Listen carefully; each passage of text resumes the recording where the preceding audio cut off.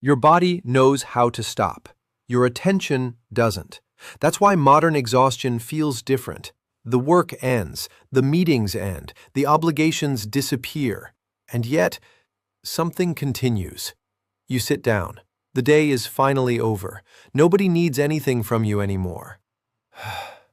But a few seconds later, another stream begins.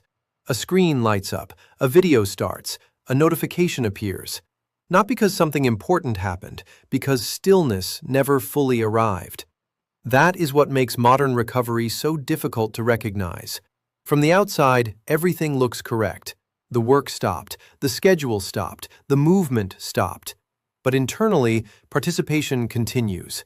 Not through labor, through engagement. And over time, the difference becomes harder to see. Recovery still looks like recovery. The body rests, the attention remains active, the environment changes, the stream continues. And eventually, people stop measuring recovery by the absence of participation. They measure it by the kind of participation that replaced the work. That is, when the boundary begins to disappear. Not between effort and rest, between engagement and recovery. And once that boundary disappears long enough, the system no longer needs to prevent restoration. Participation starts feeling like restoration itself. The modern attention system does not operate in separate phases anymore. There is no clear transition, no visible shutdown, no definitive exit point. The stream simply changes form. Work becomes messages, messages become content, content becomes entertainment, entertainment becomes background stimulation, and the attention remains connected through all of it. That is why many people struggle to identify the moment recovery actually begins, because the moment often never arrives. The activity changes, the engagement remains. A video replaces a task, a feed replaces a meeting, a notification replaces a deadline. The subject experiences relief because the pressure decreased, but attention is still responding, still processing, still anticipating the next signal. And anticipation matters, because recovery requires more than the absence of work. It requires the absence of response. The nervous system must receive evidence that participation ended, that nothing is expected. Nothing is arriving. Nothing requires monitoring. But modern environments rarely provide those conditions. The stream continues flowing long after the obligations disappear, and eventually, the attention system stops expecting complete disengagement entirely. Continuous connection becomes the default condition, not because somebody forced it, because the environment made continuity easier than separation. The most effective systems do not maximize activity. They maximize continuity. The subject moves between different forms of engagement while experiencing them as separate experiences. Structurally, the connection never breaks. Recovery used to begin with interruption, a clear break, a visible separation between participation and absence. The day ended, the activity stopped, attention returned to itself. Modern environments operate differently. The stream no longer depends on specific activities, it depends on continuity. The subject moves from one form of engagement into another without ever fully exiting the system. Work ends, content begins. Content ends. Messages begin. Messages end. Entertainment begins. The transition feels natural because each activity appears different on the surface. But attention experiences something else, not separation, continuation. The signals change, the response remains. That is why modern engagement feels so difficult to measure accurately. People often evaluate activity by content, what they are doing. Recovery depends on something different. Whether attention remains active, whether anticipation remains active, whether monitoring remains active, and in many cases, all three continue uninterrupted. The subject no longer moves between activity and recovery. The subject moves between different forms of participation. That distinction matters, because recovery is not produced by consuming less demanding stimulation. Recovery begins when the attention system stops expecting the next signal entirely.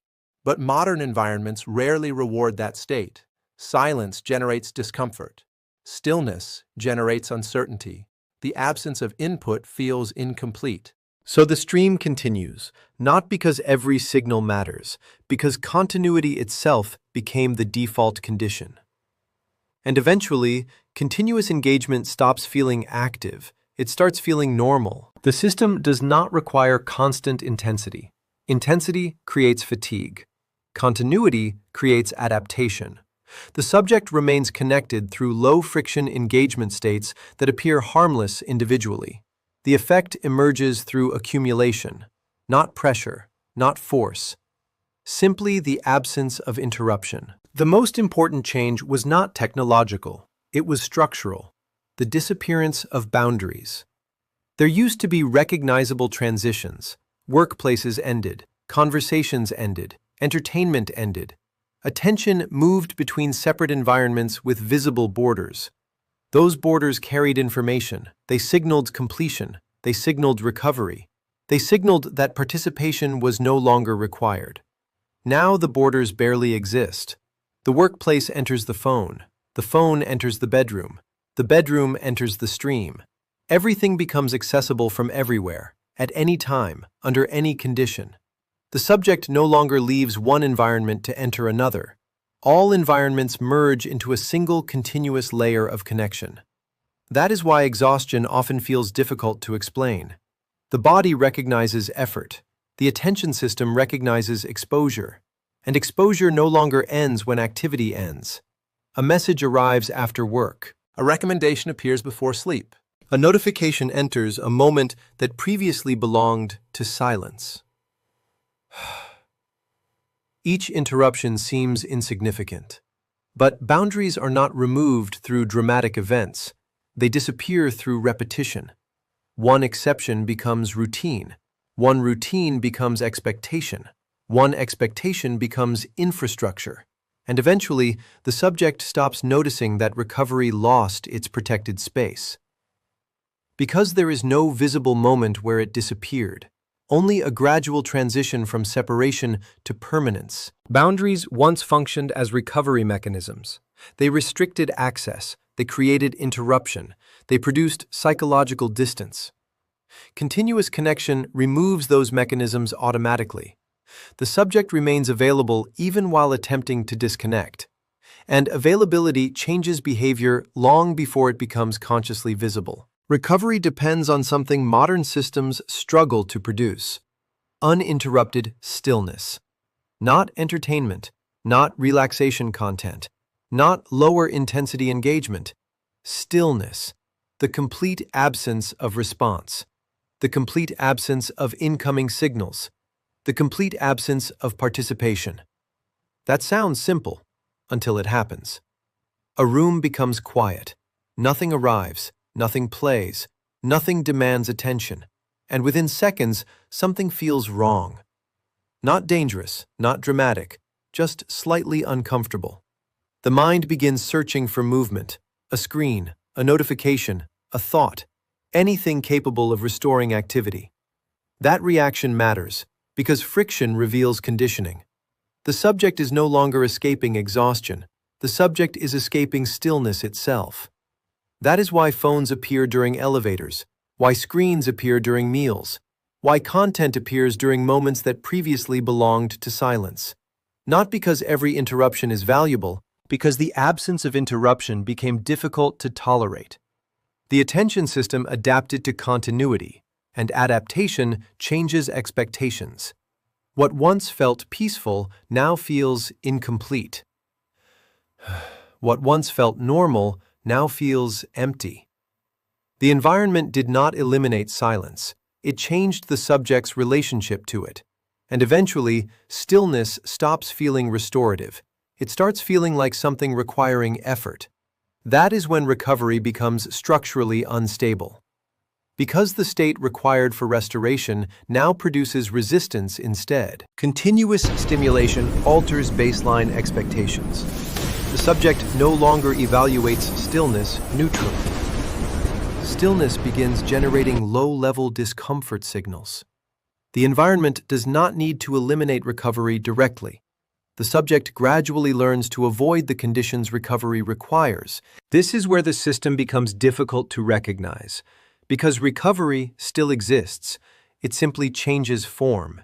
People still attempt to recover, they still seek relaxation, they still search for relief. But increasingly, they do so through participation. The same environment that produces exhaustion now offers recovery. The same stream that fragments attention now provides distraction from fragmentation. The same platforms that consume attention now offer methods for restoring it.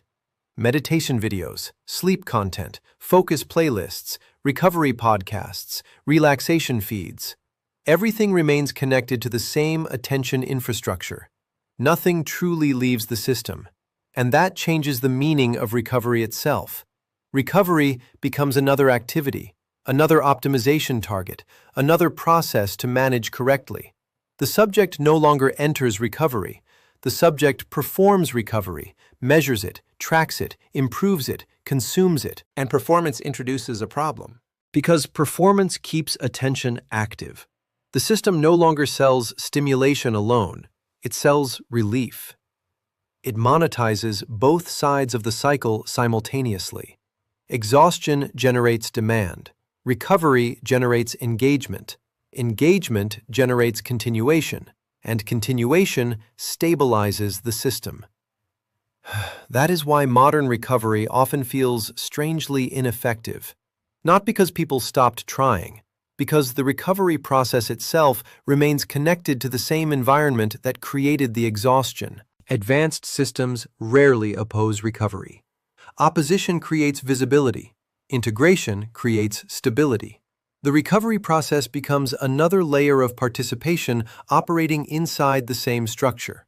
The subject experiences relief, the system experiences continuity. The strange thing about recovery is that most people still remember it.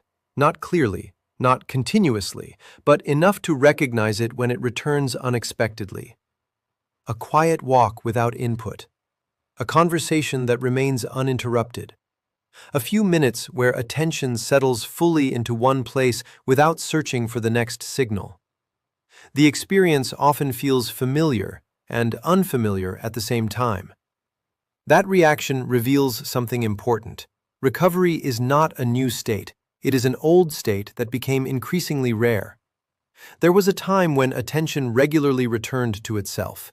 Not because people were more disciplined, because the environment still contained natural interruptions. Moments where nothing happened. Moments where stimulation ended before replacement arrived. Moments where boredom existed without immediate escape. Those conditions mattered because recovery is not created by comfort alone.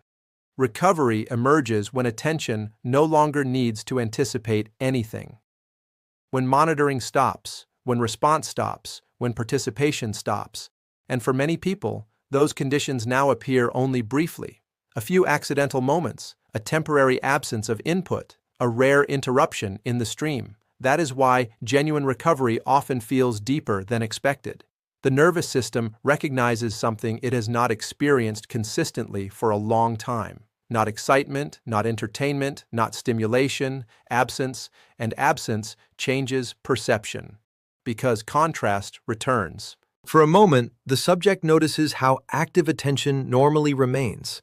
How much anticipation normally continues, how little separation exists between participation and recovery. And once contrast appears, the condition becomes visible again. At least briefly. Continuous exposure reduces awareness through familiarity. Contrast restores awareness through interruption. The subject rarely detects a condition while remaining immersed inside it. Recognition often occurs when the condition temporarily disappears. The absence reveals the presence. Recovery becomes difficult for another reason. Disconnection changes what becomes visible. The stream does more than provide stimulation. It provides distance. Distance from uncertainty. Distance from unfinished thoughts. Distance from unresolved tension. As long as attention remains occupied, certain internal states remain postponed. The next notification arrives. The next recommendation appears. The next piece of content fills the gap before reflection fully forms. And over time, the nervous system begins associating continuous engagement with relief. Not because engagement creates recovery, because engagement delays confrontation. That distinction matters. Many people are not avoiding silence consciously. They are avoiding what silence reveals: the unfinished conversation, the unresolved decision, the anxiety that becomes noticeable only when external input disappears. The stream provides interruption. Interruption provides temporary relief. Relief reinforces continuation. And continuation becomes habit. Eventually, disconnection stops feeling neutral. It starts feeling risky. Not because anything dangerous happens, because attention is no longer protected from itself. The environment disappears, the internal landscape remains, and for subjects adapted to continuous engagement, that transition can feel unexpectedly heavy. So the cycle continues, not through force, not through dependency alone, but through avoidance repeated often enough to become normal behavior. Continuous engagement functions as a psychological buffer. The subject experiences relief through interruption rather than resolution. Unresolved internal states remain present but partially obscured by ongoing stimulation. The system does not remove discomfort. It delays exposure to it. That is why modern exhaustion feels different from ordinary fatigue. Fatigue ends, recovery follows, the cycle completes. Modern exhaustion rarely behaves that way, because the body is not the only system involved anymore. Attention remains active long after physical effort disappears. The subject rests, the stream continues. The subject pauses, the anticipation continues. The subject disconnects temporarily. The environment remains available permanently. And over time, the nervous system adapts to that condition. Not by solving it, by normalizing it. Recovery becomes partial. Silence becomes fragmented. Attention never fully settles. The subject no longer expects complete restoration, only temporary relief. That shift changes perception. People stop describing themselves as rested. They describe themselves as less exhausted, less overwhelmed, less depleted than before. The standard quietly moves downward, and eventually, partial recovery becomes the new definition of feeling okay. That is the collapse, not the disappearance of recovery, the disappearance of expectations surrounding recovery. The subject adapts to permanent engagement, adapts to continuous stimulation, adapts to incomplete restoration. And once adaptation stabilizes, the condition becomes difficult to recognize, because everyone surrounding the subject appears to function the same way. The same fatigue, the same interruptions, the same inability to fully disconnect, the same ongoing participation. Nothing feels unusual. Nothing feels alarming. Nothing feels abnormal. The condition becomes culture, and culture becomes invisible. That is why recovery no longer feels like recovery, not because people forgot how to rest, because the environment gradually removed the conditions required for restoration.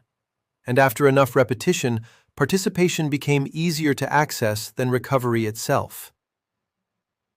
The most stable systems do not eliminate recovery. They reduce its availability. The subject continues functioning inside a state of incomplete restoration while gradually accepting that state as normal. The environment remains active. Attention remains active. The expectation of full recovery disappears. And once that expectation disappears, the condition sustains itself automatically. The system never removed your ability to rest. It removed the conditions required for recovery. And after enough repetition, participation started feeling like recovery itself. The ideas are human. The narration is digital. If you want to understand how it feels to live inside the condition, watch PUNCHLINE Protocol. If you want to understand how the condition works, you're already here. If you want to understand what remains after recognition, visit Debrief Protocol. Interpretation remains yours.